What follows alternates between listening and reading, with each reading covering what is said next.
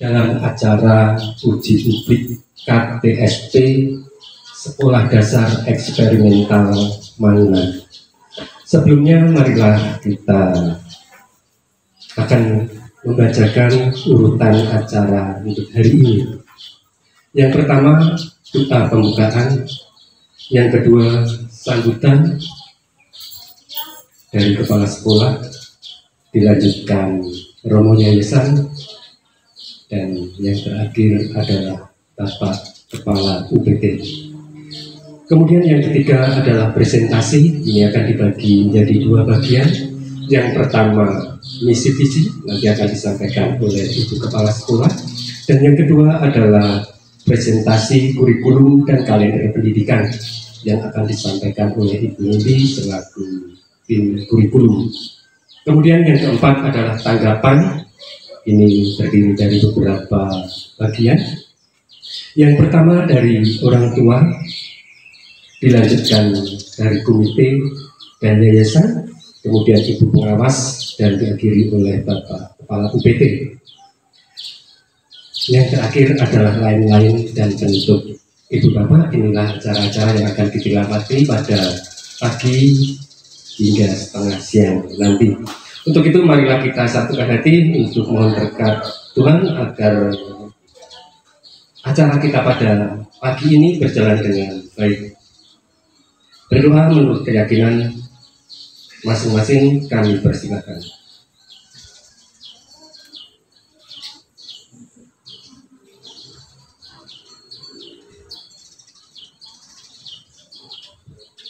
Cukup, terima kasih.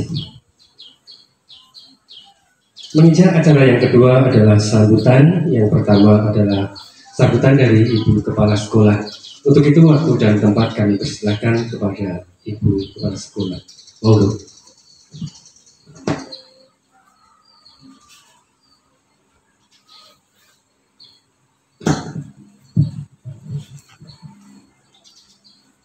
Terima kasih Pak Wandi. Selamat pagi Bapak Mayan Sutisna, SPD, MPD, NN, kemudian Romo Edi Yanto, perwakilan dari orang tua, juga teman-teman pengembang kurikulum. Terima kasih sangat sekali saya hari ini kita dapat berkumpul di tempat ini. Ibu Mei dari Ketua Komite nanti akan datang karena ada sesuatu yang perlu diselesaikan. Ini adalah KTSP pertama kami sebagai SD eksperimental Mangunan. Jadi sebelumnya Pak Mayang juga sudah menghadiri review kurikulum tahun lalu itu sebagai SD Kanisius, dan kali ini kami menjadi SD eksperimental Mangunan. Puji syukur kami haturkan bahwa penyusunan KTSP ini juga sudah dapat kami selesaikan bersama dengan teman-teman tim pengembang kurikulum, juga dari laboratorium yang juga menyumbangkan pikiran-pikirannya untuk kurikulum SD eksperimental Mangunan ini. Ya, saya berharap bahwa review nanti akan berjalan lancar dan kemudian ada masukan-masukan yang berharga untuk kami sehingga kita dapat menjalankan kurikulum ini dengan sungguh-sungguh sesuai dengan tujuan kita untuk mengembangkan potensi-potensi anak yang terutama. Saya kira itu. Terima kasih Pak Wandi. Baik, terima kasih kepada Ibu Mustika yang telah menyampaikan beberapa kata-kata untuk kita semua. Menginjak sambutan berikutnya adalah dari yayasan. Untuk itu waktu dan tempat kami persilakan. Monggo.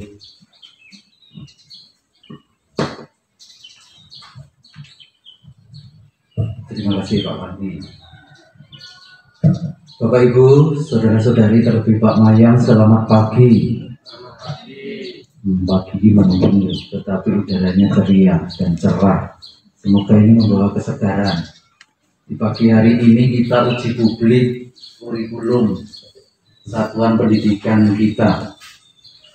Memang saya ingat beberapa waktu yang lalu, ya setahun apa ya Pak, di Mangunan sekolah kita yang SD ini juga sudah uji publik, tapi ini uji publik kali ini seperti diungkapkan Bu Tika, itu kita sebagai sekolah eksperimental Mangunan, SD eksperimental Mangunan.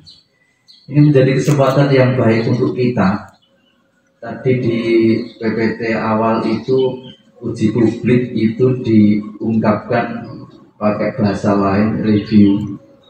Maka di sini menjadi kesempatan bersama kita bertanya dan lebih teliti apakah kurikulum yang kita gagas, terlebih yang kami gagas itu dan tidak hanya digagas dan dipraktekkan itu sungguh sesuai dengan yang diungkapkan ketika sebagai kepala sekolah tadi sebagai pemekaran diri anak. Pada pagi hari ini kita bersama mencermati, dan ketika ini sungguh bisa kita cermati dan dikritisi, ke depan pasti akan ada perbaikan yang berguna bagi kita bersama, terlebih untuk pemekaran anak. Terima kasih Bu Tika dan teman-teman yang sudah menyiapkan berkas tebal itu ya, dan pasti itu dibaca, ditulis ya. Dan ini harapannya menjadi praksis dalam pendampingan anak kita. Ini yang saya sampaikan. Mari kita bersama merasakan, menggagas, mengkritisi kurikulum yang nanti kita cermati bersama dari SD eksperimental Mangunan ini.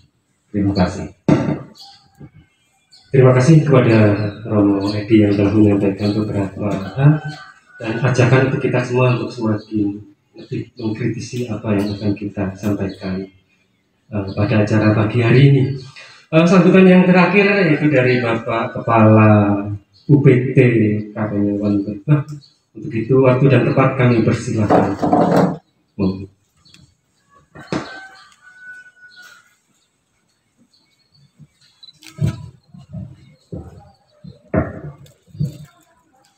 Terima kasih atas waktunya Pak Siswandi.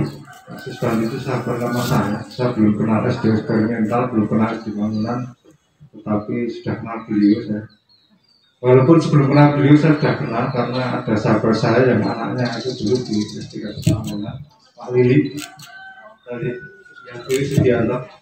Nah itu sahabat saya sejak awal tahun 96 dari PNS, beliau sahabat saya. Sering ke rumah saya juga sampai akhir-akhir ini. Assalamualaikum warahmatullahi wabarakatuh. Selamat pagi untuk kita semuanya.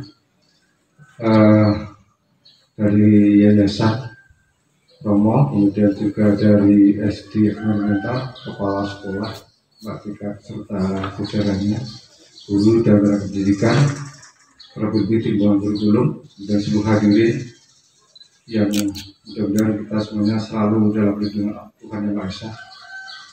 Dan sebenarnya hari ini tentunya kita tidak lupa selalu bersyukur karena atas nikmat dari Tuhan Yang Maha Esa kita diberikan kesehatan, kesempatan sehingga bisa bersama-sama berkumpul di sini dalam rangka tentunya menunjukkan kepedulian kita, rasa kecintaan kita terhadap SD eksperimental ini, sehingga kita akan berusaha untuk selalu berpartisipasi secara aktif ataupun mungkin minimal pasif berpartisipasi dalam segala kegiatan yang direncanakan oleh SD eksperimental.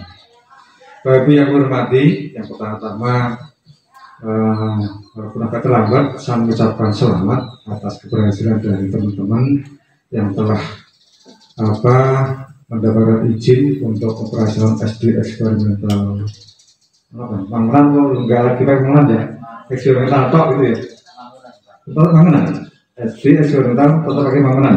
Nah, itu, dan dulu sejak awal dulu saya memang sudah matur dengan Pak Eka bahwa panjenengan itu ingin lebih bebas mengekspresikan ide-ide dari teman-teman baik yayasan maupun teman-teman itu, maka harapan saya Nexo juga harus berdiri sendiri saja, karena kalau dengan ikut ke Kanisius ya segala sesuatunya harus ikut yayasan Kanisius begitu. Nah monggo dipilih ya. Tapi kalau misalnya Yang eksperimental maka dimulai dari awal lagi, mengajukan izin dan segala sesuatunya itu seperti sekolah baru. Dan saya kira itu tidak sulit, tapi butuh proses dan waktu. Saya matur dulu sampai dulu, dan alhamdulillah ya dengan proses panjang yang tentunya juga perjuangan yang panjang juga, baik saat di kepanjangan oleh Pak Eka juga Mbak Eka, dan alhamdulillah di bulan lalu izin untuk operasional dari SD eksperimental ini bisa terbit, sehingga mulai saat ini dan ke depan panjenengan lebih bebas mengekspresikan ide-ide, cita-cita, harapan-harapan dari yayasan, dalam hal ini ada di SD eksperimental ini, untuk bagaimana ikut membantu pemerintah dalam mencerdaskan kehidupan bangsa. Sekali lagi selamat. Kemudian yang kedua, saya juga ingin selamat kepada SD eksperimental, terlebih tim pengembang kurikulum yang hari ini telah menyelesaikan draft kurikulum. Jadi dari Romo dan Riko review kurikulum itu betul juga. Jadi begini, yang namanya review kurikulum ini adalah satu rangkaian proses.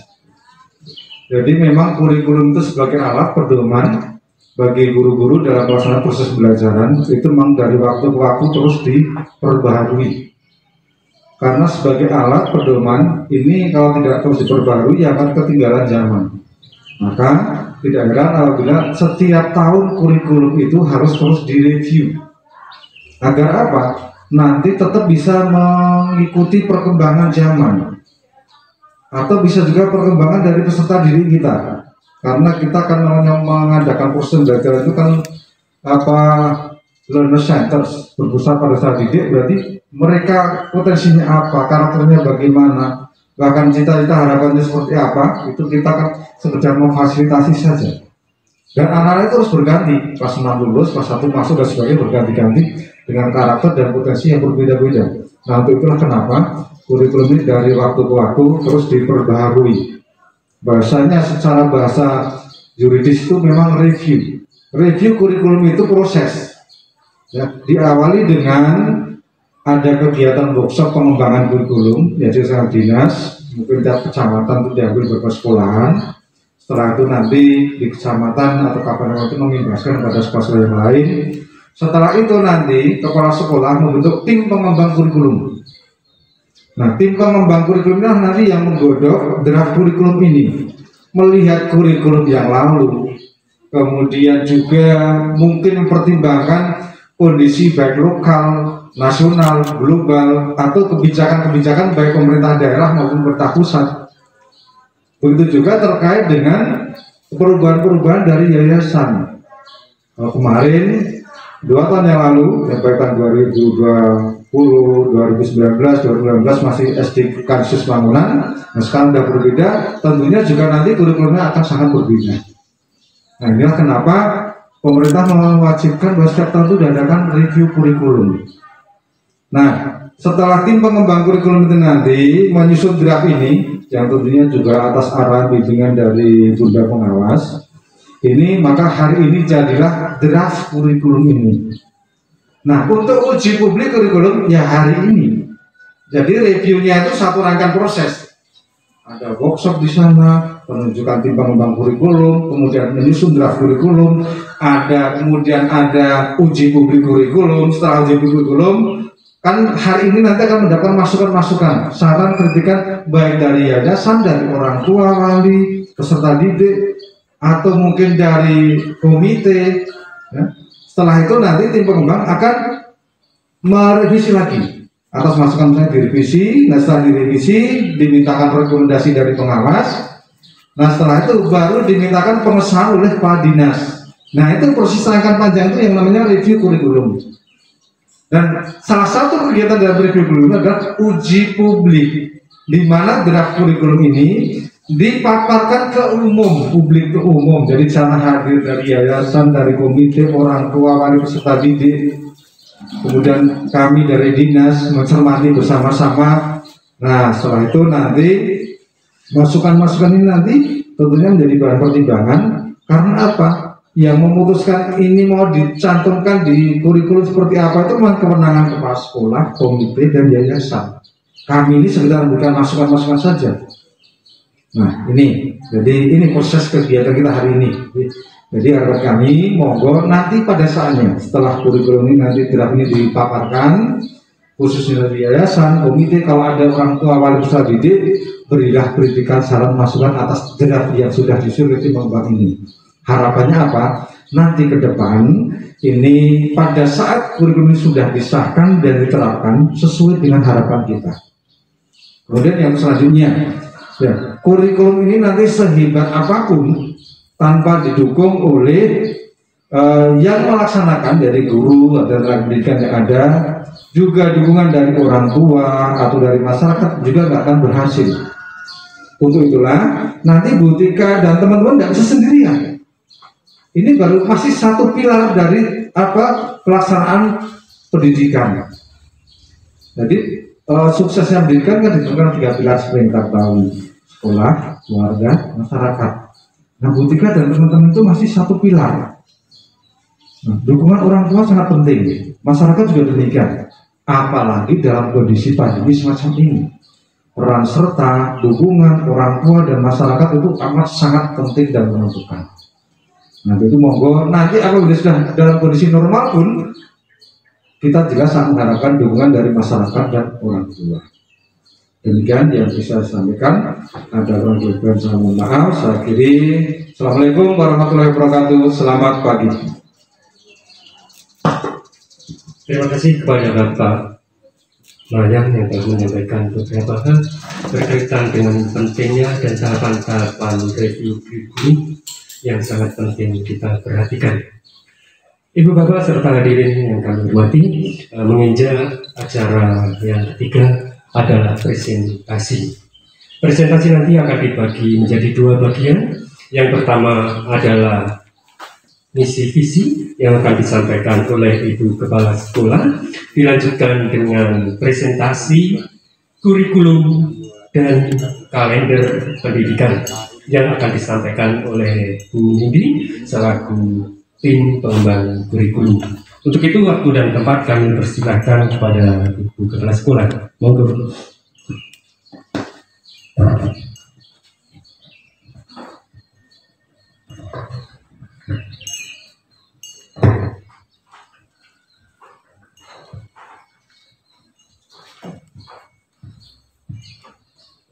Romo, Bapak Ibu sekalian, sebelum saya mulai, saya akan menyampaikan dulu. Mungkin Romo, Bapak Ibu bertanya, kok masih dari berbagai yang datang gitu ya. Jadi karena memang kita masih dalam proses transisi, kemudian saya juga berkomunikasi dengan Ibu Rini selaku Kepala UPT Kalasan juga, karena kita masih didampingi oleh pengawas berbah untuk KPSP kali ini, maka masih dari berbah untuk reviewnya. Jadi Pak Mayang dan nanti juga Ibu Rahayu selaku pengawas akan datang untuk review ini. Baik, saya akan mulai. Saya akan presentasikan pertama mengenai bagaimana dasar-dasar pengembangan kurikulum ini. Jadi latar belakangnya, sekolah memiliki kewenangan ya untuk menyusun kurikulum, merancang sesuai dengan kebutuhan siswa, lalu keadaan sekolah juga kondisi daerah. Nah, maka kemudian kita merancang kurikulum ini tingkat satuan pendidikan. Tujuannya sama ya, tetap berpegang pada standar nasional pendidikan. Kita juga berpegang pada kompetensi dasar dan kompetensi inti yang ada dalam kurikulum nasional, dan tujuannya untuk mencapai tujuan pendidikan nasional. Kondisinya kami di sini itu konsepnya kuat. Kami juga punya pedagogi Mangunwijaya yang sungguh menjadi patokan kami untuk pengembangan kurikulum ini. Namun dalam praktek masih kami terus perlu menggali dan belajar bersama sampai pada kondisi idealnya. Masih tetap perlu penguatan dalam perancangan, juga dalam proses assessment yang mengacu pada tujuan pembelajaran atau capaian yang diharapkan. Kondisi idealnya, kurikulum sekolah yang diharapkan mendukung mekarnya potensi anak dengan acuan pedagogi Mangunwijaya serta juga mencakup standar nasional pendidikan. Nah, potensinya di sini kita potensi lokalnya, kondisi fisik sekolah ini menyenangkan ya. Lingkungan ini anak-anak itu senang berada di sini, bereksplorasi, bermain. Masyarakat juga sangat mendukung dari awal. Juga Bapak Duku Cupuatu bahkan bersedia untuk menjadi narasumber menceritakan tentang sejarah Cupuatu juga untuk anak-anak. Kerjasama orang tua kami juga baik dan yayasan juga sangat mendukung kami dalam pengembangan serta monitoring kurikulum SD eksperimental Mangunan. Ya. Acuan pengembangannya, acuan konseptual, meningkatkan iman, takwa dan akhlak mulia, religiusitas dan karakter. Kami di sini menekankan pada religiusitas dan karakter, toleransi, persatuan nasional dan nilai kebangsaan, peningkatan potensi peserta didik, kesetaraan hak memperoleh pendidikan bermutu, kebutuhan kompetensi masa depan, perkembangan iptek, potensi dan karakteristik daerah, kepentingan daerah dan nasional, dinamika perkembangan global, penguasaan budaya daerah dan juga ciri khas satuan pendidikan di sini. Kemudian prinsip pengembangannya berpusat pada potensi, perkembangan, kebutuhan peserta didik pada masa kini dan akan datang, belajar sepanjang hayat, menyeluruh dan berkesinambungan. Prosedurnya, pertama pembentukan tim pengembangan kurikulum seperti yang tadi sudah disampaikan Pak Mayang juga. Lalu kami juga melihat mengkaji peraturan perundang-undangan yang berlaku, analisis konteks kekhasan sekolah, pedagogi Mangunwijaya, lalu ada penyusunan KTSP-nya, dan saat ini kita sedang review telaah untuk menyempurnakan KTSP untuk sebelum kita dapat menetapkan dan mengesahkan KTSP ini. Ya. Dasar hukum ada undang-undang, peraturan pemerintah dan keputusan menteri yang saya kira tidak perlu saya sebutkan satu persatu. Bisa kita lanjutkan saja dasar hukum ini. Ya, kita masuk ke bab 2, visi, misi, dan tujuan sekolah. Ya, kita lanjut. Ya, visi sekolah kita masih menghidupi komunitas pembelajar. Jadi visinya masih dengan terwujudnya komunitas pembelajar yang eksploratif, kreatif, dan integral.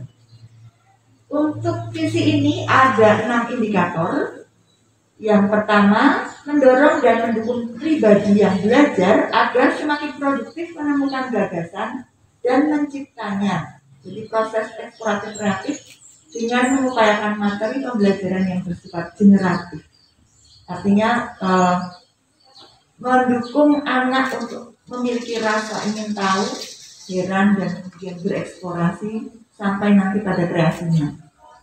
Yang kedua, memfasilitasi pembelajar untuk terus aktif mencari, meneliti baik dalam tulisan maupun perjumpaan dalam mengembangkan 7 modal dasar anak. Yang ketiga, mengembangkan daya metakognisi pembelajar, yaitu memiliki kemampuan berefleksi sehingga menemukan makna di balik aktivitas penelitian yang dialami. Jadi pembelajaran yang bermakna. Kemudian yang keempat, terjadi kerjasama antar elemen dalam komunitas pembelajar yang memungkinkan perkembangan bersama. Kelima, berbagi gagasan dan inspirasi antara guru dan murid sebagai kesaksian dari tumbuh kembangnya passion dalam dirinya. Keenam, terwujudnya budaya sekolah yang menumbuh kembangkan nilai bersama ketika proses aktivitas eksplorasi, refleksi, dan kerjasama terjadi. Jadi harapannya yang keenam ini tumbuh ketika yang pertama sampai kelima ini sudah terbiasa dalam keseharian. Ya. Untuk tahun ini misi sekolah kita memilih 3 hal. Pertama, mewujudkan siswa yang eksploratif, kreatif, dan integral melalui perkembangan 7 modal dasarnya. Kemudian yang kedua, mewujudkan guru yang inovatif, pelopor eksploratif. Guru ini penting karena guru yang eksploratif, kreatif, itu yang nantinya akan menimbulkan siswa yang juga eksploratif, kreatif, dan integral. Lalu yang ketiga, mewujudkan suasana sekolah yang merdeka berkreasi. Untuk tujuan sekolah tahun ini, tentu saja berdasarkan visi dan misi yang sudah kami rumuskan, ada 12 kalau nggak salah. Yang pertama, mengkarnya 7 modal dasar anak dengan penerapan pembelajaran berbasis proyek untuk mencapai pribadi yang eki. Jadi yang pertama adalah anak, tetap pertama anak. Kemudian yang kedua, terwujudnya guru yang gembira dan bahagia karena mampu menyeimbangkan hidup dan pekerjaannya. Ketiga, terwujudnya guru yang terampil mengimplementasikan pengetahuan yang dimiliki terkait pedagogi Mangunwijaya. Keempat, terwujudnya guru yang peka, eksploratif, kreatif untuk menemukan sumber belajar. Jadi harapannya sumber belajar semakin kaya. Kemudian terwujudnya guru yang mampu merancang proyek inovatif. Lalu terwujudnya guru yang mampu memaknai proses belajar bersama anak. Jadi belajar bukan hanya rutinitas, tapi juga setiap kali itu ada pembelajaran, ada makna dari setiap proses belajar. Kemudian terwujudnya guru yang mampu bekerja sama dengan berbagai pihak. Jadi kami dalam tahun ini tuh fokusnya pada sekolah sebagai sekolah dalam masyarakat, dan itu berarti kami harus mengembangkan juga kerjasama antara yayasan, memperkuat kerjasama dengan orang tua dan juga masyarakat. Lalu terwujudnya guru yang mampu mendokumentasikan proses pembelajaran. Tanpa dokumentasi, prosesnya tidak akan ada bekasnya, ya. Jadi perlu didokumentasikan. Lalu terwujudnya guru yang mampu mengaplikasikan nilai-nilai perjuangan sekolah menjadi role model penerapan kasih persaudaraan, eksploratif kreatif integral di masyarakat Pancasila. Ini adalah 2 nilai yang kami jalani pada tahun ini. Lalu terwujudnya sekolah yang menjadi pelopor pelestarian lingkungan hidup. Kemudian terwujudnya pribadi siswa dan guru yang seramum, mengenal, dikenal, dan dicintai di lingkungan sekitar. Lalu ada suasana merdeka berkreasi dan ruang saling mengapresiasi. Ya, saling apresiasi ini penting juga. Nah, tujuan yang banyak tadi perlu ada strategi untuk mewujudkannya, yaitu dengan pembelajaran tematik integratif, kurikulum organis, kalau istilah kami, kemudian pembelajaran berbasis proyek, lalu pendekatan saintifik dan penilaian otentik. Ya, baik. Untuk selanjutnya akan lebih lengkap mengenai kurikulum akan dipresentasikan oleh Bu Nindi selaku koordinator tim pengembang kurikulum. Terima kasih Bu Tika, Pak Mayang dan teman-teman semuanya. Kami akan menyampaikan struktur dan muatan kurikulum yang akan kita pakai di tahun ini. Secara integral, untuk memandang secara integral dan menerapkan Kurtilas dan Kemangunwijayaan, kami menggunakan pohon kurikulum Mangunwijaya. Kami memaknainya bahwa kurikulum ini merupakan ekosistem pembelajaran yang dirancang untuk memekarkan diri anak sehingga nanti terwujud anak yang eksploratif, kreatif, dan integral, atau tadi disebut dengan EKI. Nah, kemudian ini bagaimana kami memaknai integrasi antara Kurtilas dan Kemangunwijayaan. Ada beberapa poin-poin bahwa pohon ini tumbuh karena ada perakaran yang kuat yang didukung oleh mata pelajaran yang terkait dengan sejarah, IPS, bahasa Jawa, PPKN, sosial budaya. Ini akan membentuk identitas dan orientasi diri anak. Harapannya ketika identitas dan orientasi diri anak ini kuat, maka dia akan bertumbuh menjadi pohon yang kuat juga. Nah, untuk menjadi pohon yang kuat, batangnya yang kuat, akan didukung oleh sains, matematik, dan bahasa. Lalu pohon yang kuat akan bisa menumbuhkan bunga yang bisa mekar dan buah yang banyak juga. Nah, di dalam bunga buah ini, daun bunga buah ini ada guna dan citra. Bagaimana anak-anak mengimplementasikan pengetahuan yang dia peroleh dalam kehidupan sehari-hari.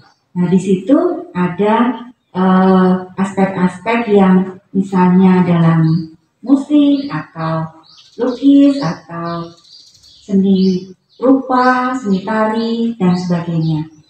Tetapi pohon ini tentu saja tidak berdiri sendiri, dia dihidupkan juga tergantung pada iklim. Ada matahari, sinar matahari, air, cuaca, dan sebagainya yang merupakan simbol dari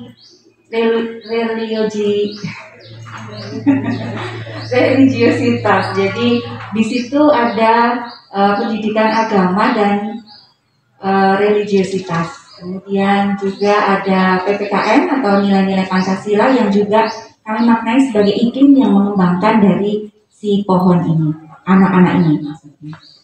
Nah, tadi Bu Tika menyampaikan strategi yang dipakai untuk menjalankan kurikulum ini ada 4 hal. Pembelajaran tematik yang integral, tentu saja ini sesuai juga dengan Kurtilas dan pemaknaan kami terintegrasi dengan pohon Mangunwijaya ini. Lalu penyampaian kepada anaknya berbasis proyek. Kemudian ada pendekatan scientific learning atau lalu ada penilaian otentik. Nah, pendekatan scientific learning ini kami mulai dengan mengembangkan suasana anak berani bertanya. Karena dari situ nanti akan muncul karena kekaguman lalu anak berani bertanya, lalu anak berani bereksplorasi dan berkreasi, dan kemudian nanti dia bisa refleksi, evaluasi, dan mempresentasikan hasil belajarnya. Nah, di situ kami bisa mengatakan kami mencapai EKI, eksploratif, kreatif, dan integral. Kemudian selanjutnya tentang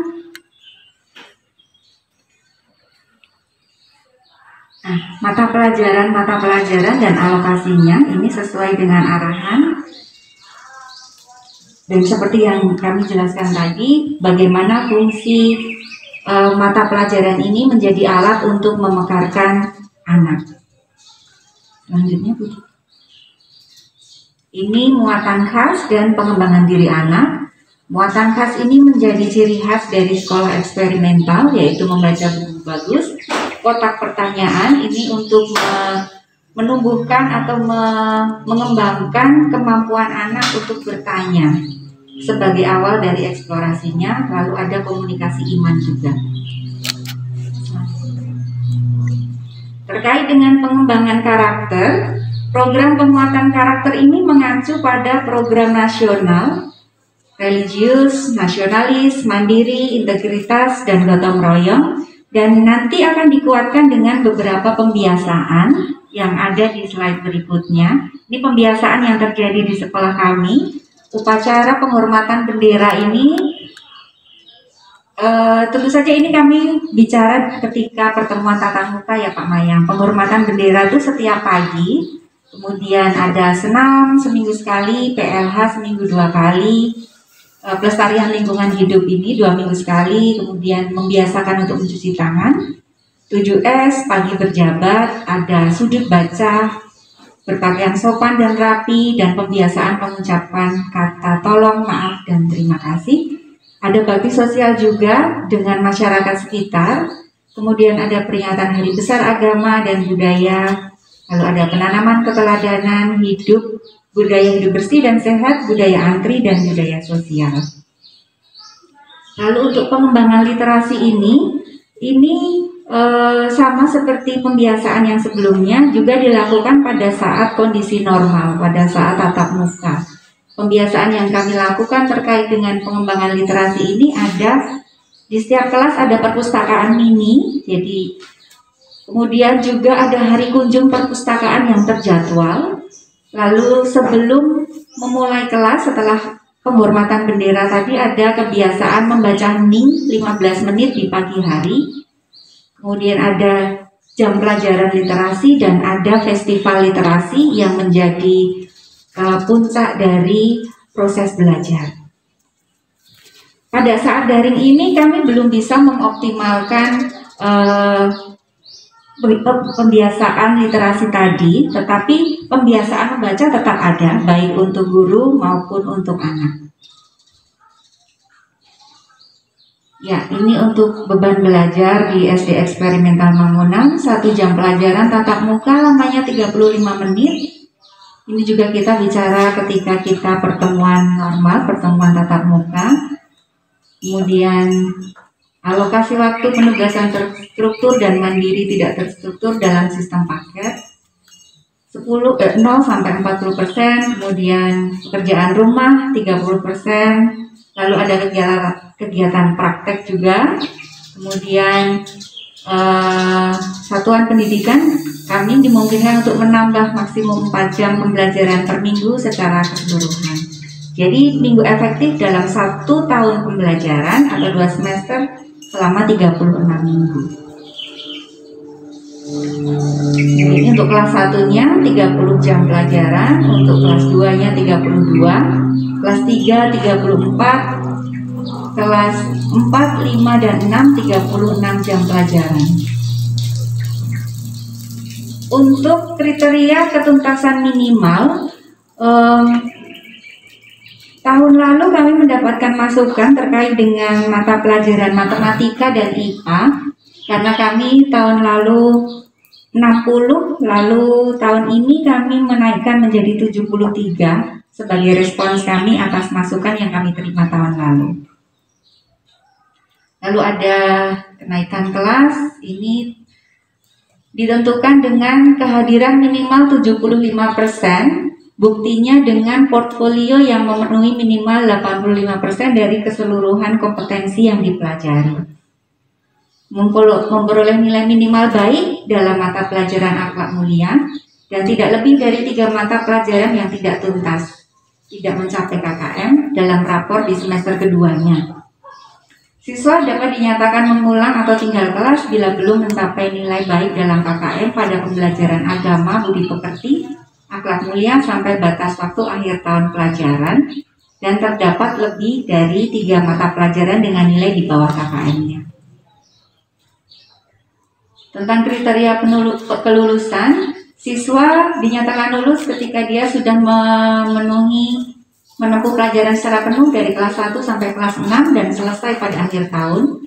Nilai rapor semester 1 dan 2 di setiap kelas memenuhi kriteria. Kemudian siswa juga mengikuti ujian yang diselenggarakan oleh sekolah pada semua mata pelajaran dan tentu saja memenuhi standar minimal syarat kelulusan yang ditentukan oleh Departemen Pendidikan Nasional.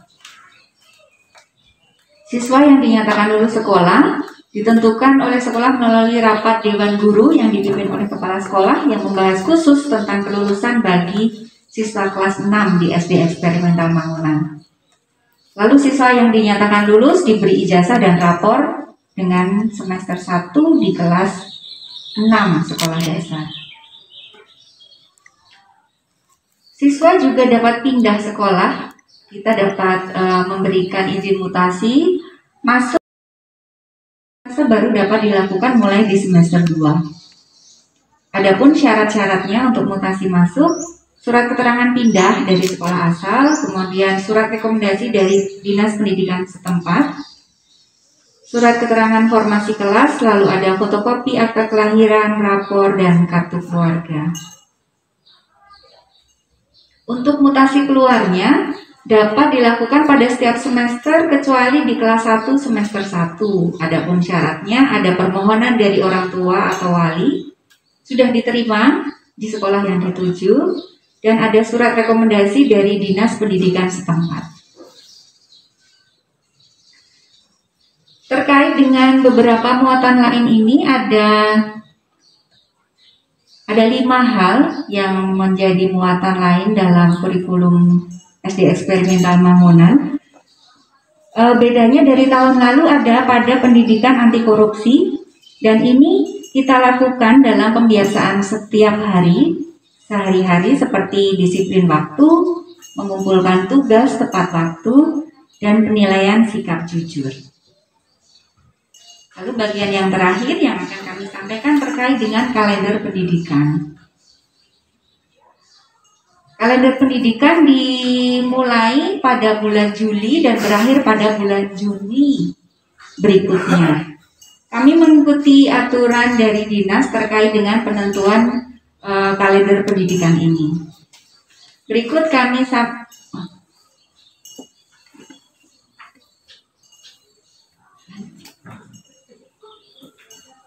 Ya, ini ketentuan-ketentuan dari dinas yang kami ikuti untuk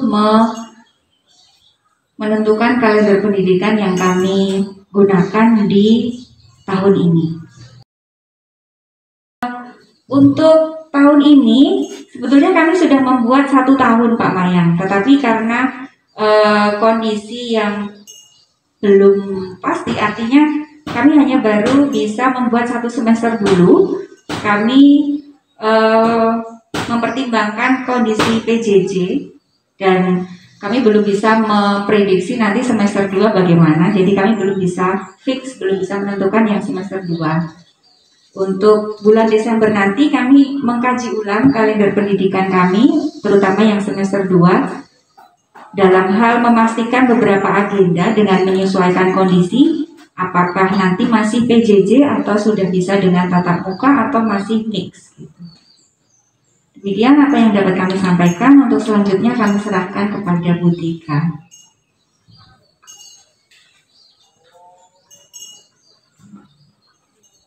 Terima kasih Bu Nindi sudah menyampaikan mengenai kurikulum dan juga kalender pendidikan. Ya, demikianlah presentasi kami mengenai kurikulum yang akan berlaku di SD Eksperimental Mangunan dalam tahun pelajaran 2021-2022. Masukan dari Bapak Mayang Sutrisna, Romo Edi sebagai wakil dari yayasan, juga Ibu Rumei sebagai komite, serta beberapa orang tua, perwakilan orang tua, tentu saja sangat berharga bagi kami agar nantinya kurikulum ini semakin dapat menukarkan potensi anak seperti yang kita harapkan bersama. Terima kasih. Silakan dari komite, perwakilan orang tua, kemudian dari yayasan. Nanti kalau ada Bu Rahayu, nanti Bu pengawas juga akan memberikan. Dan yang terakhir adalah Bapak KUPT nanti yang akan memberikan Bapak. Nah, untuk itu waktu kami persilahkan, saya akan coba membantu untuk komite atau orang tua.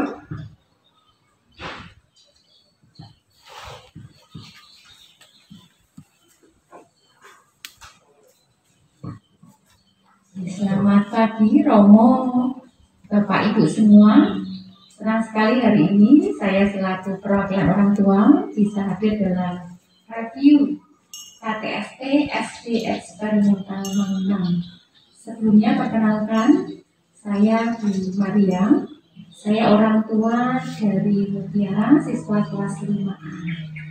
Ya, saya ingin memberikan tanggapan terkait dengan paparan kurikulum tingkat satuan pendidikan yang akan dijalankan selama 1 tahun ke depan.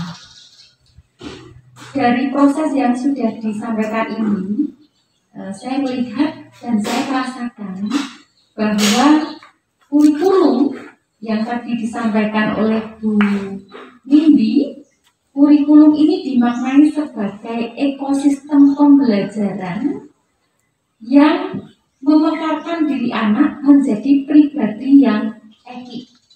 Saya ingin menanggapi ini karena sebagai orang tua, saya sungguh-sungguh merasakan bahwa kurikulum ini sungguh-sungguh didesain bagaimana supaya mencapai tujuan yang kita harapkan, yaitu pemekaran diri anak yang utuh.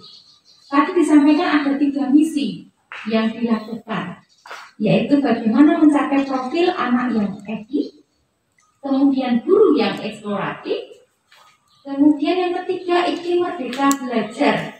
Ini sangat terasa Bapak Ibu selama kurang lebih 3 bulan ini ya, sangat terasa bagaimana proses pembelajaran ini sungguh-sungguh dilakukan dengan melihat apa yang menjadi titik awal kemampuan anak. Ini dibuktikan dengan proses pemetaan yang dilakukan di awal dan sepanjang proses. Sehingga pembelajaran yang dilakukan dalam masa pandemi ini sangat terasa bahwa ini disesuaikan dengan kondisi anak, kondisi lingkungan belajar yang terjadi di rumah, dan juga secara keseluruhan tentunya. Sehingga sungguh-sungguh di dalam masa pandemi ini anak tetap mampu belajar yang sungguh-sungguh kontekstual dengan apa yang terjadi saat ini, dengan segala kondisi yang ada, sehingga anak-anak tetap bisa belajar dengan gembira. Nah, maka saya sangat sepakat tadi juga disampaikan strategi yang dilakukan dengan tematik integratif, kemudian juga dengan scientific learning, dan pembelajaran berbasis proyek, penilaian otentik. Dan ini sungguh-sungguh terasa. Ini yang saya merasakan anak saya berkembang. Anak saya berkembang terlebih dari sisi kognisi maupun karakter. Hal yang paling terasa adalah bagaimana anak saya itu tumbuh rasa tanggung jawab dan kemandirian di tengah situasi saat ini, dan pembelajaran atau materi yang dia dapatkan ini sungguh-sungguh kontekstual yang bisa diaplikasikan dalam kehidupan sehari-hari.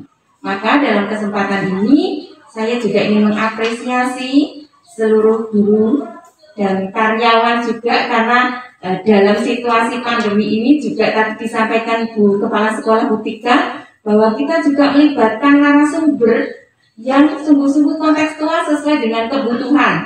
Kalau tadi disampaikan terkait kita di lokasi baru, kemudian bagaimana sih anak-anak supaya tahu tentang potensi ataupun sejarah lingkungan ini. Kemudian Pak Duko hadir dilibatkan sebagai narasumber, termasuk dalam pembelajaran-pembelajaran yang lain. Nah, ini saya apresiasi sekali, terima kasih, karena sungguh-sungguh anak berkembang bukan hanya dari sisi kognisi, tapi juga berkembang menjadi pribadi yang tentunya harapannya semakin integral dan utuh. Ini saja tanggapan yang bisa saya sampaikan. Semoga ke depan terus maju dan sungguh-sungguh iklim merdeka belajar ini bisa dirasakan oleh semua warga sekolah yang ada. Begitu. Terima kasih, saya kembalikan kepada Pak Wandi.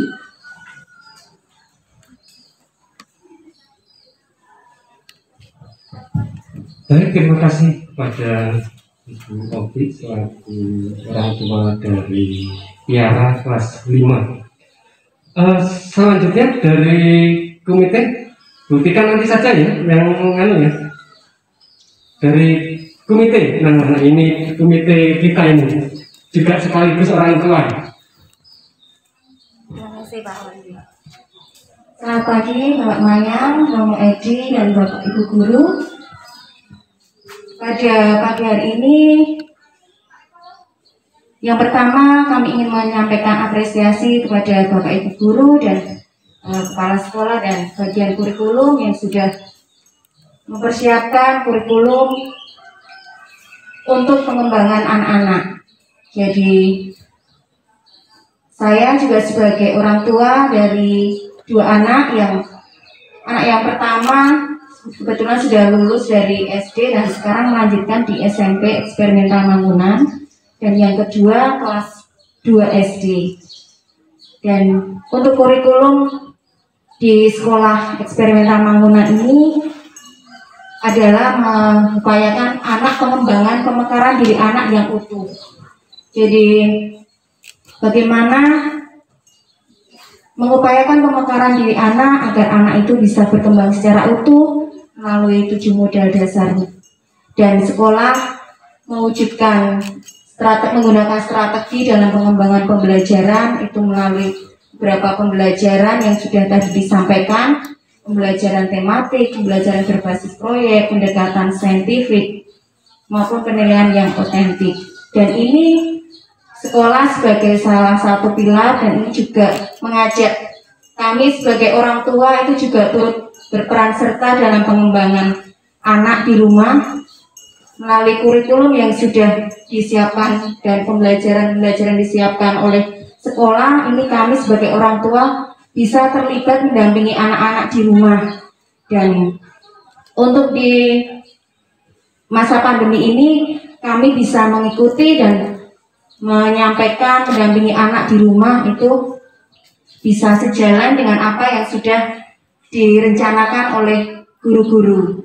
Dan kami sebagai orang tua itu merasakan bahwa anak-anak itu mengalami bisa mengikuti kegiatan dengan menyenangkan. Jadi apa yang disampaikan guru itu ketika kalau untuk anak yang pertama itu anak sudah mandiri, jadi dia sudah bisa bertanggung jawab kegiatan apa yang disampaikan itu sudah dia bisa mengikutinya, melakukan sendiri, dan bisa bekerja sama dengan, misalkan ada diskusi dengan temannya, itu dia sudah bisa bekerja sama dengan teman-temannya, sudah langsung bisa berkomunikasi dengan teman-temannya. Lalu yang saya bisa mendampingi anak yang kedua itu sesuai dengan waktu saya di sela-sela pekerjaan yang harus saya lakukan. Terima kasih. Jadi sesuai dengan kurikulum di sekolah ini juga melibatkan masyarakat juga untuk sebagai sumber belajar bagi anak, agar anak itu bisa mekar bersama. Jadi anak itu tidak hanya hidup di keluarga, tetapi juga dalam relasi di sekolah maupun di masyarakat itu bisa berkembang, dan harapannya nanti anak bisa mekar secara utuh menjadi anak yang eksploratif, kreatif, dan integral. Begitu yang bisa saya sampaikan. Terima kasih. Terima kasih Pak Wandi. Baik, terima kasih Ibu Nurul yang telah menyampaikan beberapa tanggapan terhadap struktur kurikulum yang sudah disampaikan oleh tim kurikulum. Berikutnya dari yayasan, monggo Romo. Terima kasih Pak Wandi. Sekali lagi kita tepuk tangan untuk presenter kita pada pagi hari ini. Menurut saya luar biasa. Kenapa saya katakan luar biasa? Ini kita baru saja mendapatkan izin operasional. Ini saya katakan luar biasa, ganti dari mindset ya, meskipun kita prakteknya sudah lama, tetapi ganti nama ini menurut saya kan baru saja dapat ya. Ini sudah setebal ini yang menurut saya juga luar biasa. Terima kasih Pak Mayang yang memotivasi kami untuk juga berbenah, dan juga ini timnya kan juga bekerja cepat. Ini menurut saya luar biasa, karena retorika nggak belok presentasi ini bareng ya. Ini menurut saya nanti ditampilkan yang strategi ya. Teman-teman sebagai paham kurikulum, menurut saya tadi sudah luar biasa menjelaskan, mengkaitkan kurikulum 2013 dengan kurikulum pohon kurikulum Mangun Wijaya. Ini menurut saya ini sudah oke sebagai dasar. Saya memberi catatan sedikit ini oke ya. Dalam artian gini, kurikulum itu yang kemudian kita pahami sebagai ekosistem itu kan adanya, tadi dinyatakan ini baru adanya. Nanti kita akan merancang dan membuktikan adanya konsep praktek ini membuahkan hasil macam apa. Ini nanti kata kunci yang saya maksudkan di sini. Teman-teman itu sudah presentasi, apanya itu sudah oke. Konsepnya sudah oke. Praksisnya bagaimana sudah ada. Yang perlu ditambahkan itu adalah kita menghasilkan apa? Satu, yang nanti saya tambahkan, ini orientasinya masih KKN. Itu berarti ketuntasan minimal. Kekasan kita itu terapresiasi dengan ide AKM, Asesmen Kompetensi Minimal. Di situ nanti tolong dimasukkan, kita sudah punya kriteria capaian 7 modal. Jadi kalau ditanya prosesnya itu adalah tadi scientific learning, kurikulum organis atau integrasi tematik ini apa, mengintegrasikan tematik tadi, atau kita pakai kurikulum organis, kemudian ada project, itu kan how to-nya. Tetapi kemudian hasilnya apa? Saya tadi tertarik dengan apa Bu Nindi mengatakan scientific learning itu kemampuan anak suka bertanya, gitu ya. Kemampuan anak suka bertanya. Di sana nanti outputnya ideal yang kita pikirkan adalah anak eksploratif. Terus kemudian berbasis proyek itu kan aktivitas. Outputnya apa? Kreativitas. Kreativitas anak, dan nanti dengan memasukkan capaian 7 modal itu. Yang di sini kan di angka itu loh, angka itu kan kita baru angka. Tolong ditambahkan ada kita mau mencapai anak yang mekar 7 modalnya. Gambaran kriterianya apa? 7 modalnya. Itu yang di bagian angka itu di halaman 26. Nanti kita sisipkan di halaman apa? Setelah 26 itu masuknya itu. Tentang hal yang saya tertarik tadi, keberanian anak bertanya. Tetapi ternyata kita sebagai komunitas bukan hanya anak, tetapi guru. Maka di situ anak suka bertanya, orang dewasa itu gembira menjawab. Ini yang kemudian akan terekspresi di mana pembelajaran berbasis proyek. Di situ yang belajar bukan hanya anak, tetapi juga guru. Ini yang kemudian saya tambahkan, kita pengen mempunyai penanda apa? Berbasis proyek, tandanya tadi sudah menurut saya tepat, nanti kita tinggal mempraktekkan, yaitu festival literasi. Festival literasi itu kan tidak hanya proses, tapi festival literasi itu hasil dari, kalau dari nasional mengatakan literasi, numerasi, dan karakter. Nanti ketika ngomong pembelajaran proyek tadi, selain keutuhan pribadi yang didapat, kita ngomong hasilnya adalah kita ada proses literasi, dan bukan hanya proses literasi. Ketika kita ngomong hasilnya berliterasi, itu apa? Festival literasi. Itu yang tentang lampiran yang saya tambahkan. Yang berikutnya adalah ini konsep tentang komunitas pembelajar. Benar lagi tak waca wingi ya, jadi ini perlu ditambahin.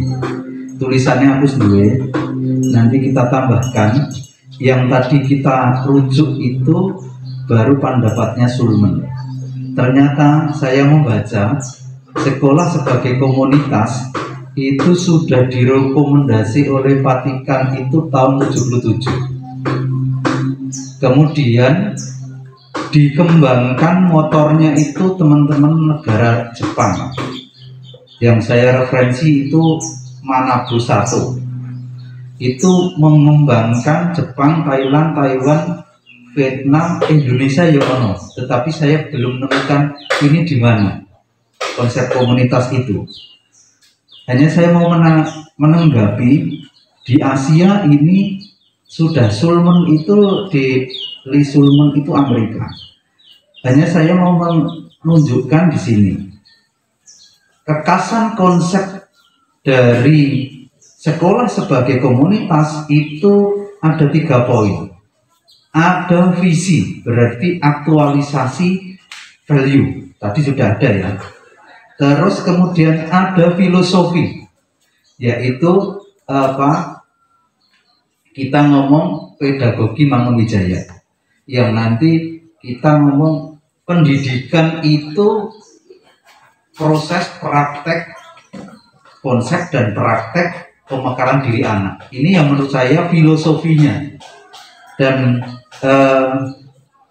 yang tiga adalah sistem kegiatan. Kegiatannya itu kita tidak hanya aktivitas belajar mengajar di kelas, tetapi sungguh menjadi implementasi dalam kehidupan. Sebenarnya itu nanti konsep sekolah sebagai masyarakat masuk di situ. Itu yang kemudian saya mencoba menambahkan konsep ini supaya melengkapi. Dan dengan konsep sekolah adalah komunitas, tadi Bu Tika sudah mengungkapkan Pak Dukuh sudah terlibat.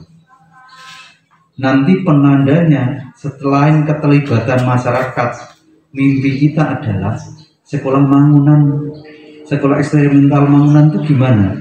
Ya seluruh padukuhan Cupuwatu ini. Kalau kita berhasil menandakan, tetangga kita mengatakan aku yo melu sinau, saya juga ikut belajar di sana, itu tanda bahwa komunitas pembelajar itu hadir dalam kebersamaan lingkungan. Ini tambahan konsep yang nanti dimasukkan di, tadi ada yang tilik-tilik itu kan Bu, nomor piro ya Mas? Ada nanti tak tunjukkan masuk di mana. Oh ini yang mulai dari pendidikan karakter halaman 30 itu kan mulai konsep-konsepnya.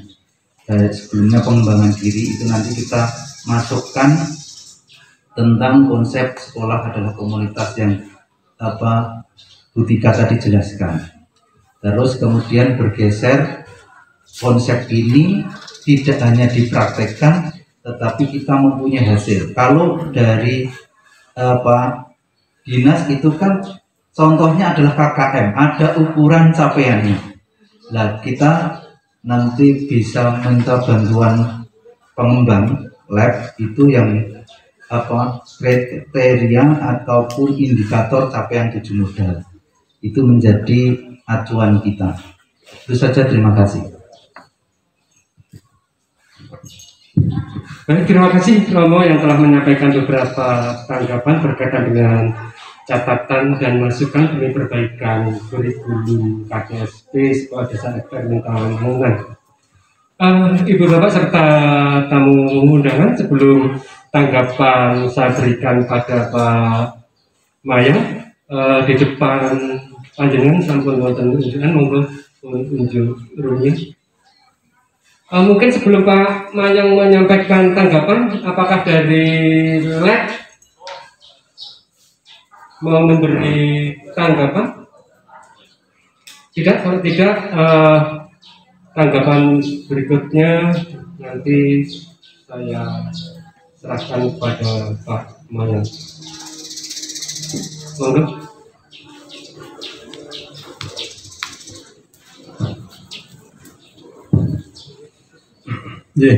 Matur nuwun Pak Siswandi, saya matur untuk kedua kalinya. Yang pertama terkait dengan draft kurikulum ini, saya sepakat dengan Romo bahwa tim pengembang ini sangat luar biasa. Di satu sisi waktunya mepet, sangat terbatas, tetapi panjenengan itu harus merubah sekali banyak hal. Ya. Sangat luar biasa dari, ya walaupun betul Pak, jadi banyak sekali ide-ide yang dituangkan di sini itu sudah dilaksanakan, selama sudah dilaksanakan, tetapi bagaimana menuangkan dalam bentuk yang naskah kedinasan itu memang memerlukan pekerjaan yang sangat luar biasa. Untuk saya sangat salut dengan tim pengembang kurikulum ini yang waktunya mepet sekali, tetapi tetap bisa menyusun draft yang sangat luar biasa ini. Ini yang pertama. Kemudian yang kedua, dari baik yang dituangkan dalam draft ini maupun yang dipaparkan oleh Mbak Tika dan Mbak Nindi tadi, memang itu arah dari yang ditanamkan pemerintah saat ini adalah Merdeka Belajar. Ini memang pemerintah mungkin belum menggali ke sana, tapi almarhum Romo Mangun itu sudah menggali sejak puluhan tahun yang lalu. Ya, jadi sangat luar biasa. Dan ini ide-ide dari almarhum ini memang bisa teruskan dilestarikan oleh teman-teman di SD eksperimental ini, suatu hal yang sangat luar biasa. Yang pertama. Kemudian yang untuk selanjutnya ini juga baru saja tadi Romo Mendiko terus sekali bahwa untuk mendidik anak ini satu pendidikan tidak bisa sendirian. Bahkan Hillary Clinton itu mengatakan it needs a village to raise a child. Dan hanya untuk mendidik satu anak saja dibutuhkan dukungan satu kampung. Maka saya sepakat sekali apabila visi dari sekolah ini adalah membentuk komunitas pembelajar. Jadi tidak hanya fokus ke peserta didik saja, tidak hanya pada pembelajar saja, tetapi juga bagaimana lingkungannya. Maka saya sepakat itu. Yang jadi visi tidak hanya anaknya saja, tapi guru-gurunya juga, lingkungannya juga. Maka ini yang tidak terdapat di sekolah yang lain, itu bagaimana masyarakat sekitar sekolah ini juga merasa ikut belajar. Ini tidak kita temukan di sekolah-sekolah yang lain. Biasanya belajar adalah mungkin mendukung, bukan ikut belajar. Mendukung terselenggaranya proses pembelajaran. Tapi yang luar biasa di sini adalah masyarakat ikut belajar. Itu kan paham kita yang sudah dulu kita bahas bahwa siapapun itu adalah long life education. Tidak hanya anak-anak yang belajar, masyarakat kanan kiri kita oke lah mereka mendukung, tetapi mereka juga ikut belajar. Hal-hal yang disampaikan di sini itu juga mereka belajar dari hari ke hari pasti akan lebih baik. Nah, itu yang tidak kita temukan di satu pendidikan yang lain ini yang luar biasanya SD eksperimental begitu. Ini sangat seperti itu. Nih, kemudian yang selanjutnya ini terkait draft ini, saya kira ini disusun oleh tim person-person yang sangat potensial dan sangat berkompeten sehingga saya hampir tidak bisa menemukan kesalahan baik tata tulis, tata naskah, esensinya pun juga begitu. Ya. Jadi tata tulisnya sudah jelas mengikuti aturan tata usul kedinasan atau karena ini juga dokumen resmi berarti harus ditulis secara ilmiah juga sudah. Ya.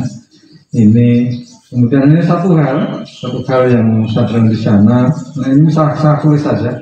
Jadi untuk jangka menengah itu ya 2021-2024 bukan 2020 kan tujuan. Kurikulum ini kan dibuat untuk 1 tahun gitu. Ya. Nanti tahun depan review lagi jenengan. Boleh seperti ini, tapi mesti ada perubahan-perubahan.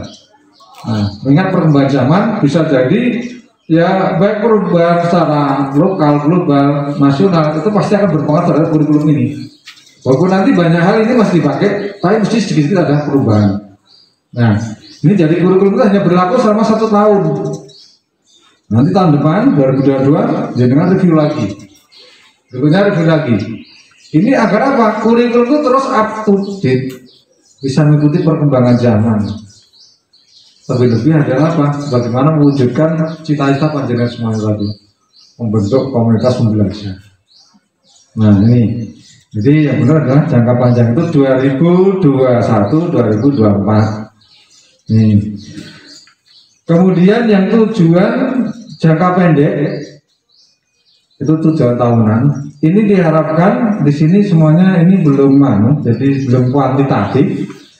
Ini tujuan tahunan itu mestinya terukur.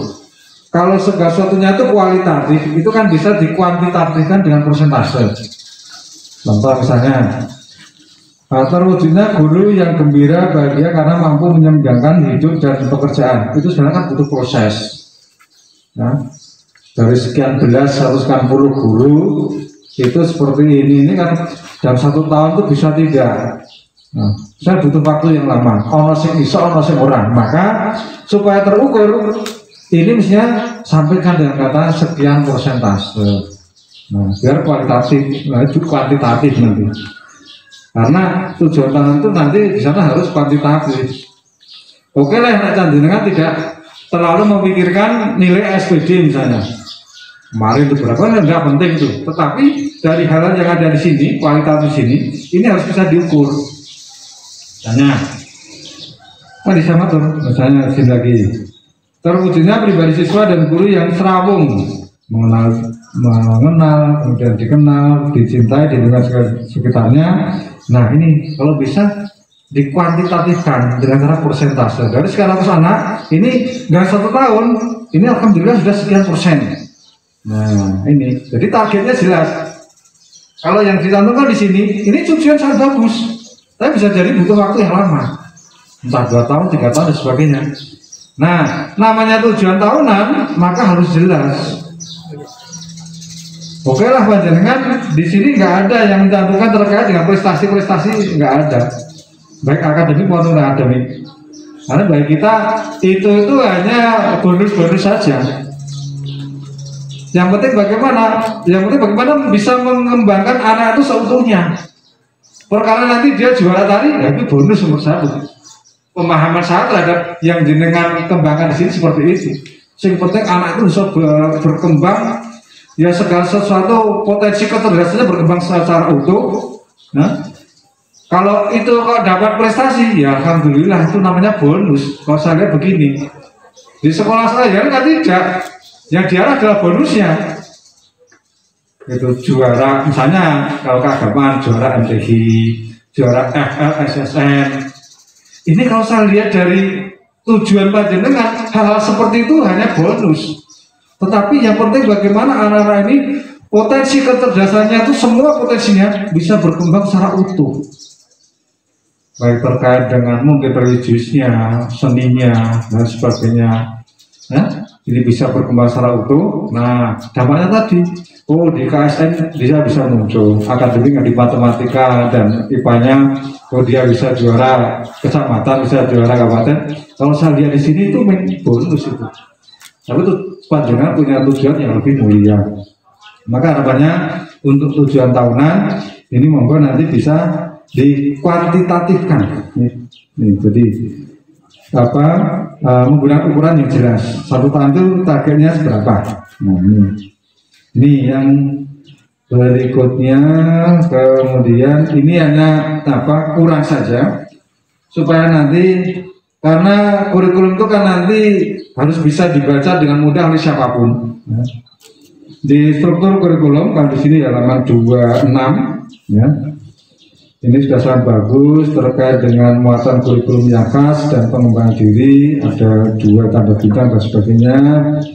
Ini akan lebih lengkap kalau di bawah kolom itu diberi penjelasan 1 bintang itu diberi penjelasan ekuivalen 1 JPL. 2 bintang itu diberi penjelasan ekuivalen 2 JPL, hanya itu saja. Ini yang untuk struktur kurikulum. Jadi orang tua atau masyarakat itu jelas mudah membacanya. Ini. Kemudian yang berikutnya di kriteria ketuntasan minimal. Nah, saya sebenarnya apapun yang terus di sini itu saya sepakat sebenarnya. Karena apa? Panjenengan itu tidak terlalu memikirkan prestasi akademik. Nah, sama tadi prestasi akademik ataupun non akademik itu hanya bonus. Tetapi bagaimana anak ini bisa berkembang secara utuh itu bagaimana? Nah, sebenarnya. Maka kalau di sini KKM-nya seperti ini pun sebenarnya nggak ada yang salah. Cuma kalau saya perhatikan di satu sisi hampir semua KKM di mata pelajaran dan di jenjang baik kelas 1 sampai kelas 6 itu kan mayoritas 75. Sebagian besar 75, bahkan ada yang 80. Tapi kenapa matematika di kelas 1, 2, 3 kok 60? Maksud saya perbedaannya terlalu gajruk. Ya? 75 ada yang 80, ada yang 80, ada juga yang 73 kok terus 60. Ya kami memahami matematika untuk kelas-kelas itu memang sangat sulit. Saya bagaimana kalau seandainya ini jangan terlalu jauh dibandingkan KKM mata pelajaran yang lain di kelas-kelas yang lain. Ya. Ini. Karena ini nanti sangat berpengaruh terhadap KKM satuan pendidikan. Di mana nanti KKM jenengan menjadi 60. maka itu nanti rentang predikatnya juga nanti akan jauh. Nah, maka seperti yang tahun kemarin juga saya sudah matur, ya. Jadi yang namanya KKM itu kan harapan, cita-cita, keinginan. Ya namanya harapan atau cita-cita itu mesti ya setinggi-tingginya. Nggak usah pesimis, nanti kalau anak-anak nggak bisa bagaimana? Nggak bisa beli KKM, nggak naik bagaimana? Misalnya. Itu belum sudah pesimis.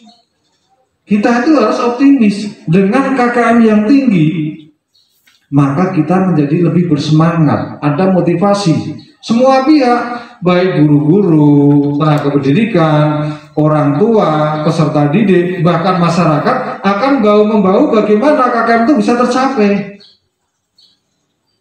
Jadi saya tahu kan, wah ini di kelas 3, 4, 1, 2, 3 ini matematikanya masih sulit sekali. Ya. Pengalaman begini-begini, anak-anak sulit mencapai 65 aja sulit. Gitu. Nanti bagaimana kalau mau dipatok tinggi dan kita kebanyakan tidak bisa mencapai KKM itu. Nggak ada salahnya dicoba misalnya. Kalau misalnya selama ini 60 saja berat sekali, dicoba sekarang dinaikkan, taruhlah 170. Kita evaluasi selama 1 tahun ini.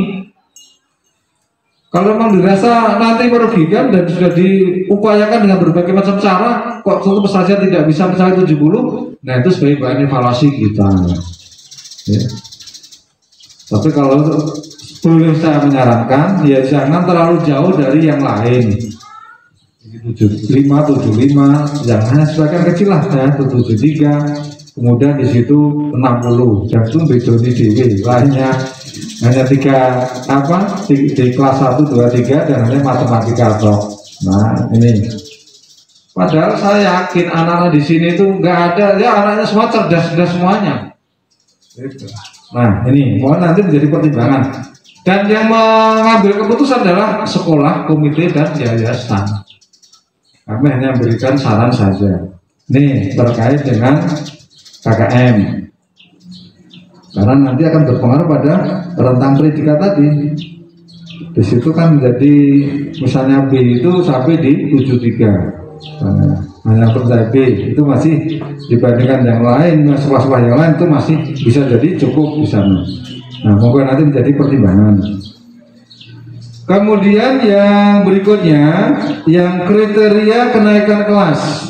Nah, ini hal-hal yang rawan. Artinya rawan bagaimana? Nanti menurut kita, penafsiran kita, kriteria itu sudah jelas dan sudah aman, bisa jadi nanti ketanggor orang tua yang jeli, cermat dan cerdas, kita bisa kejeblong. Artinya dalam Dewan Guru diputuskan si A tidak naik kelas dengan kriteria semacam ini. Nah ternyata orang tua ada yang menafsirkan, loh enggak, kalau kriteria semacam ini anak saya masih harus naik kelas. Ini kan bisa ditafsirkan begini-begini. Maka harapan kami untuk kriteria baik kenaikan kelas ataupun kelulusan itu mohon dibuat yang singkat, padat, jelas, dan operatif. Jadi nanti siapa yang baca itu gampang dan jangan sampai menimbulkan multi tafsir. Nah kalau di sekolah negeri itu sebenarnya kan kriteria kenaikan kelas hanya 3. Kehadiran minimal monggo berapa anak, rata-rata itu 90%. Kalau misalnya wah 90% ya berat Pak. Nah, ini karena kita itu merdeka belajar ya ada kadang-kadang ya rasa-rasen dan sebagainya. Saya sampai karena Pak Lili itu kan sahabat yang sangat dekat dengan saya tahu persis. Beritahu Pak aku rasa yo dipikir wis dino jebul 2 tahun. Jadi karena merdeka belajar tadi ya. Jadi saya tidak menyalahkan jenengan Pak di berapa? 85. Nah, kehadiran dia 85 tidak salah. Tidak salah. Nah, ini kalau di sekolah negeri itu hanya 3. Yang pertama adalah kriteria kenaikan kelas, kehadiran minimal ya terserah mau 85 atau mau 90% monggo. Beri keterangan dalam kurung kecuali izin atau sakit. Nih, karena apa? Ya nanti Nah misalnya karena sakit nanti bisa beberapa minggu, itu nanti melampaui 15%, kan bisa jadi nggak naik. Maka harus ada keterangan di dalamnya adalah kecuali izin atau sakit. Izin itu apa? Misalnya diajak apa ibadah sana ke Vatikan, terus ke Konstantinopel dan sebagainya beberapa minggu kan. Yang Islam nanti diajak naik haji 45 hari, itu kan harus ada keterangan. Nah ini yang pertama itu. Kemudian yang kedua di sini sudah ada sebenarnya. Ya, akhlak mulia di sekolah negeri namanya adalah nilai sikap dan spiritual. Itu harus minimal B, baik. Nah, minimal B. Apa artinya akademinya bagus? Tapi gurune wani, kanca-kancane membuli, nang omah wani wong tuane. Usaha itu harus dipertimbangkan. Karena kita kan apa? Mendampingi, memfasilitasi anak supaya nanti tumbuh kembang dengan utuh. Salah satunya apa? Terkait dengan norma etika juga jangan sampai diabaikan. Nah ini yang kedua. Kemudian yang ketiga, ini adalah nilai pengetahuan dan keterampilan yang di bawah KKM itu minimal berapa mata pelajaran. Di semua sekolah yang lain itu adalah itu tidak lebih dari 3 mata pelajaran, kecuali mata pelajaran pendidikan agama dan budi pekerti, PKN dan bahasa Indonesia itu harus minimal sesuai dengan KKM mata pelajaran kalau itu. Nah ini 3 hal ini monggo itu dirumuskan secara singkat padat jelas, supaya nanti orang tua membaca itu tidak rancu atau tidak memiliki salah penafsiran. Nah, monggo nanti di sini ini kan kenaikan kelas itu ada 2 hal. Yang pertama penentuan, yang kedua kriteria. Penentuan itu misalnya di sini contohnya kenaikan kelas. Misalnya kenaikan kelas ditentukan oleh rapat Dewan Guru. Anak-anak yang naik kelas ditulis di rapot dengan apa misalnya ini naik ke kelas berapa misalnya. Nah ini itu terkait dengan penentuan. Kemudian kriterianya hanya 3 tadi. Nah panjenengan sebagai sekolah swasta bisa ditambah monggo sesuai dengan kekhasan panjenengan apa.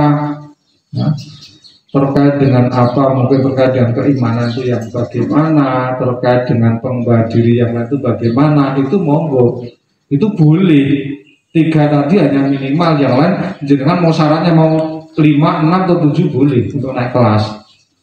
Itu menjadi hak panjenengan. Nah ini mohon jadi di sini misalnya tidak lebih dari 3 mata pelajaran yang tidak tuntas dalam raport semester kedua. Nah ini kan cukup saja. Jadi sini apa nilai kompetensi pengetahuan dan keterampilan yang tidak atau yang di bawah KKM tidak lebih dari 3 mata pelajaran itu saja. Berarti yang dimaksud adalah waktu itu. Ya. Itu terkait dengan kriteria kenaikan kelas. Kemudian yang kelulusan pun juga demikian. Saya kira nanti ini sudah ada di sini, tetapi ini perlu dirumuskan supaya lebih singkat padat jelas. Ya. Jadi antara yang di halaman 39 yang atas dengan bawah itu kan sebenarnya bisa dijadikan satu. Ya. Jadi menyelesaikan seluruh program pembelajaran. Di sini juga lagi menempuh SD secara penuh dari kelas 1 sampai dengan kelas 6 itu kan pondok. Nah ini mohon nanti bisa dijadikan satu, kemudian jadi dirumuskan dengan kalimat yang sebaiknya, dan saya yakin nih panjenengan nanti pasti bisa. Ini terkait dengan draft kurikulum itu seperti itu. Saya tadi sudah matur, hampir tidak bisa menemukan apa hal-hal yang salah, baik salah ketik, lupa dan sebagainya, nggak ada.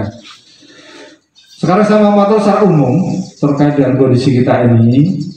Jadi 2 pekan yang lalu kami kepala UPT dengan pengawas dan ketua K3S dan dinas terkait dengan mensikapi kondisi pandemi saat ini dan juga dampak-dampak baik positif maupun negatifnya, itu memang sudah ada wacana dalam waktu dekat nanti pemerintah akan membuka keran untuk mengizinkan pembelajaran tatap muka terbatas.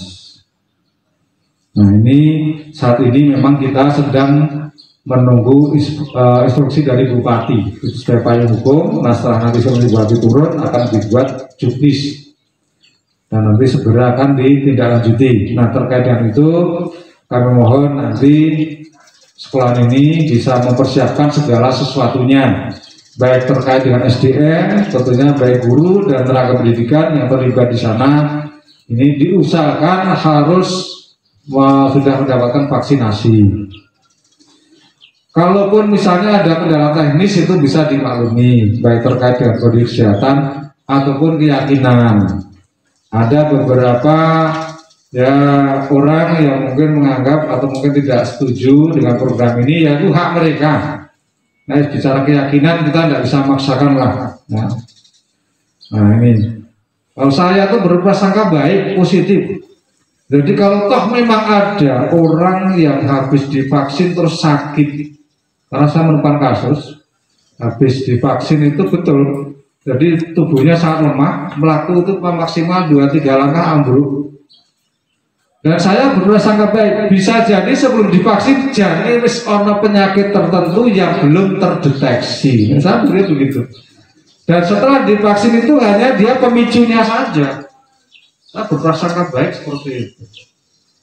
Jadi tidak usah takut ya, terkait dengan itu. Kita berprasangka baik saja. Dalam hidup ini itu kalau ada orang berbuat jahat dengan kita, nih kita berprasangka baik, pasti Tuhan akan merubahnya menjadi hal yang baik. Banyak cerita-cerita ya. Di waktu kita kecil itu kan ada orang yang berbuat jahat gitu, tapi karena kita berprasangka baik, ya jadinya diubah jadi baik. Gampang nih, kita mau datang ke seseorang, orang itu mau berbuat jahat, minumannya diracun, tapi kita berprasangka baik, akhirnya ya racun itu nggak mandi, tawar dari kita. Nah, contoh seperti itu. Ya. Jadi yang pertama, SDM-nya sudah vaksin semua berarti kan? Sini. Nah, alhamdulillah. Kemudian yang kedua, saya yakin juga terkait dengan sarana prasarana sudah memadai, sudah sesuai dengan protokol kesehatan. Baik penyediaan tempat cuci tangan, kemudian alur kedatangan kepulangan, mungkin pengaturan jarak di ruang kelas dan sebagainya mohon dipersiapkan. Kemarin sudah ngisi linknya itu nih. Nah, dan memang harus betul-betul teliti. Di beberapa sekolah di Berbah itu hasilnya apa? Itu belum layak mengadakan PTM hanya karena salah memasukkan data. Nah ini. Jadi contoh ada sekolah itu yang misalnya terkait dengan tanda-tanda penggunaan masker, langsung dipoto kok tumpukan masker. Tersedia masker yang memadai gitu. Kan mending seperti ini. Misalnya gunakan maskernya, maksudnya seperti itu. Masuk sana ada tanda kawasan wajib menggunakan masker. Nah itu ada buktinya di tumpukan masker di foto, lah itu malah salah seperti itu. Nah, seperti itu. Jadi ada beberapa sekolah kemarin saya lihat di Berbah itu ada 2 atau 3 sekolah yang belum layak mengadakan PTM. Ya karena kadang-kadang bisa jadi hanya salah masukkan data atau memang ada satu sekolah yang kemarin juga sempat saya kunjungi, memang dia kondisinya belum begitu memenuhi persyaratan, baik terkait dengan pengaturan ruangan, halaman dan sebagainya masih kurang layak, maka itu harus betul dipersiapkan. Dan saya yakin kalau di sini yang kondisi yang sangat luas seperti ini sudah betul-betul ready. Nah terkait dengan itu, maka apabila ada keinginan dari orang tua yang mungkin sudah rindu anak-anak datang ke sekolah misalnya, karena kendala pembelajaran daring itu mungkin tidak begitu berhasil, ini sebenarnya saya sudah buka keran sambil menunggu payung hukumnya turun. Itu sudah saya berikan kesempatan bagi sekolah-sekolah yang mau mengadakan, bahasa saya adalah konsultasi belajar, itu saya persilakan, tentunya juga dengan ketentuan melaksanakan protokol kesehatan yang ketat. Besok di PTM itu kan jelas nanti yang hadir di setiap ruangan itu hanya 50%. Satu pekan hanya masuk 2 hari. Sekali masuk hanya 2 jam. Nah, kemudian materi-materi yang disampaikan ya materi-materi yang esensial. Nah ini kan nanti dalam pelaksanaan PTM terbatas kan seperti itu. Nah ini sambil menunggu instruksi itu pun seandainya ada sekolah yang menghendaki itu sebenarnya sudah saya izinkan, ya. Asal tadi, jadi betul-betul protokol kesehatan dipenuhi dan orang tua mengizinkan. Bahkan walaupun besok PTM sudah dibuka lampu hijau oleh dinas, kalau orang tua tidak mengizinkan, ya tetap kita tidak boleh memaksa mereka masuk ke sekolah. Nah, ini terkait dengan kebijakan dari Dinas Pendidikan terkait dengan kondisi pandemi seperti ini, monggo nanti bisa ditindaklanjuti oleh BPK teman-teman bagaimana bisa berikan pelayanan yang lebih baik kepada peserta didik kita. Demikian masukan dari saya. Ada berkelakon saya mohon maaf. Saya akhiri. Selamat siang. Terima kasih.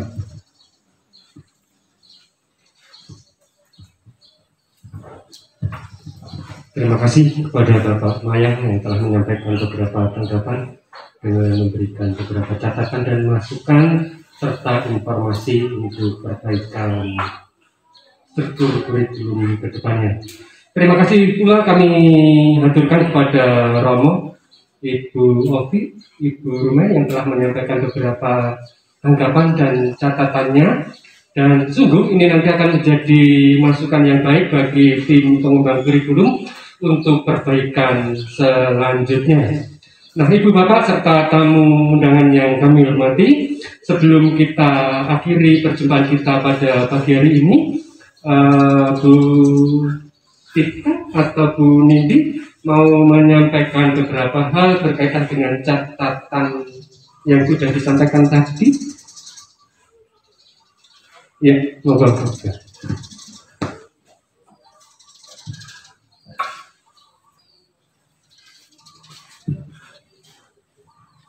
Terima kasih kepada Bapak Mayang, Romo Edi, Bu Ovi, dan juga Bu Rumeh atas tanggapannya.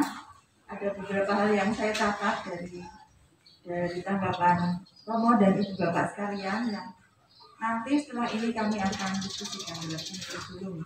Ada banyak hal yang ternyata memang juga untuk memekarkan anak, potensi anak seutuhnya itu memang butuh ini ya, butuh sumbang pikiran dari banyak orang. Jadi apa yang sudah kami coba susun ternyata masih ada beberapa hal yang memang perlu kami tambahkan lagi.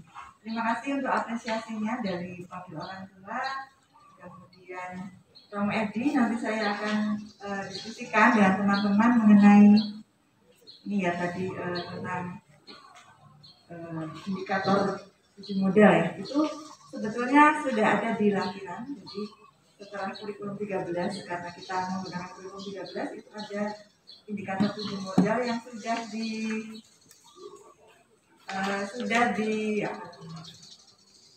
disesuaikan untuk kemudian bersama dengan pedagogik budaya indikator 7 model. Tapi nanti catatan Romo mengenai bahwa hasil itu perlu disandingkan juga dengan dengan pemerintah, itu nanti kami akan. Lalu untuk Pak Mayang, terima kasih sekali juga untuk apresiasinya. Ya betul, Merdeka Belajar itu memang adalah pemikiran Romo Mangun yang sudah sejak sekian puluh tahun yang lalu dan ternyata masih sangat relevan saat ini. Bukan hal mudah, tapi ya kami dalam proses membuktikan bahwa itu sangat mungkin dilakukan dan harapannya sungguh memekarkan potensi anak. Ya, beberapa masukan mengenai tujuan yang kami lebih nampak ya, kuantitatif, kelihatan. Oh ya, terukur, nanti akan kami bicarakan lagi dalam tim juga dalam direksi yang ini. Lalu mengenai KKN nanti kami akan diskusikan juga dengan teman-teman. Lalu kriteria-kriteria kenaikan kelas lulusan itu baik nanti kami coba untuk buat. Memang kemarin itu ketika rumusnya itu agak kesulitannya karena PJJ ini yang kita tidak bisa melihat anak-anak kehadirannya itu kan kalau di rumah gitu ya. Jadi yang gimana ya, harus ditambahkan dengan bukti ada 85% tugas dikumpulkan ya, sehingga menjadi panjang. Tapi nanti tidak apa-apa, kami akan coba diskusikan lagi. Lalu terima kasih juga untuk pengumuman yang mengenai kemungkinan tatap muka. Saat ini kami juga sedang dalam proses mempersiapkan di sana. Untuk sarkas kami sudah coba siapkan. Lalu kami juga punya langkah-langkah yang sedang dalam proses kami lakukan juga. Kalau di SD itu kami sudah mencoba juga pendapat mengenai orang tua, dan ketika kami Google Form itu memang masih yang mengizinkan itu baru sekitar 70% di total. Itu mungkin nanti yang awal itu yang kemudian nanti kami gali lagi, karena menurut kami tidak hanya prokes yang penting, tapi juga bagaimana imunitas terjaga. Jadi kami juga akan pemetaan lagi mengenai bagaimana orang tua juga mengupayakan imunitas itu. Dua hal itu nanti yang akan kemudian kami gunakan untuk dasar membuat klaster. Jadi kami juga sudah merencanakan klaster agar anak-anak yang berisiko dengan anak-anak yang lebih aman itu juga tidak menjadi satu. Kami juga dalam proses menyiapkan link dari Dinas Pendidikan itu juga sudah kami di sini. Memang kemarin hasilnya masih belum disetujui, tapi waktu itu kami memang belum berkomunikasi dengan Dinas Pendidikan Kesehatan. Nah, kemudian kami berkonsultasi juga dengan teman-teman SMP mengenai bagaimana kondisi ini, lalu kami juga sudah mengupayakan.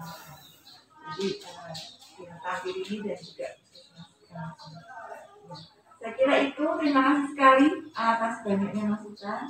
Kami akan segera diskusikan dan kemudian nanti hasil reviewnya juga akan kami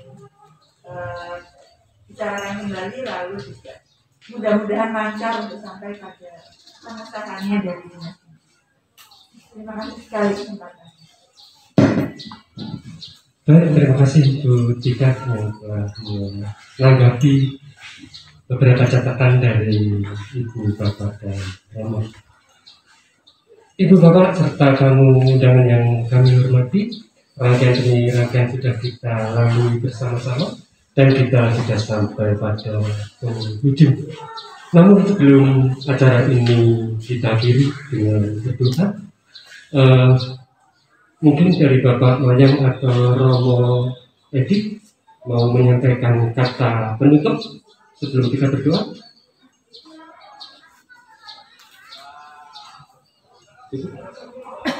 Ya. Baik, Ibu, Bapak, serta tamu undangan yang kami hormati, terima kasih atas keterlibatan dan partisipasi aktif dari Ibu, Bapak semua, sehingga acara pada pagi hari ini berjalan dengan baik. Untuk itu marilah kita syukuri dengan mohon berkat dari Tuhan. Dengan hening sejenak kita panjatkan doa menurut agama dan kepercayaan kita masing-masing. Dimulai.